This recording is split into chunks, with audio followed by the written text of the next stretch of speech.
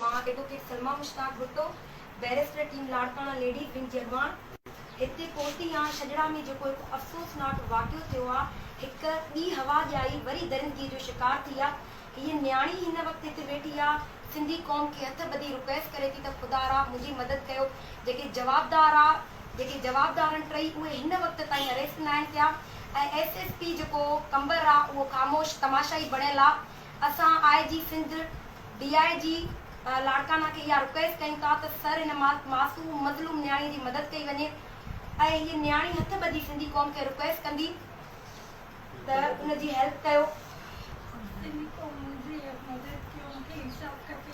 ऐं medical report जेका आहे पॉज़िटिव आई आहे, मुंहिंजे हथ में आहे। हे असांजी इंतज़ामिया ते ज़ोरदार हिकु चमाट आहे त अञा तव्हांखे छा खपे। हे न्याणियूं रोज़ हवा ॼायूं, कॾहिं असांजे मासूम ॿारनि खे मदरसनि में मारियो वञे थो, कॾहिं असांजी न्याणियुनि खे ट्यूशन वेंदे रस्ते तां खंबियो वञे थो। मां आर्मी चीफ कमर जावेद बाजवा खे रिक्वेस्ट कयां थी त सर अहिड़े रेपेस्ट जा केस फौजी अदालतुनि में हलाए असां सां इंसाफ़ कयो वञे। महिरबानी।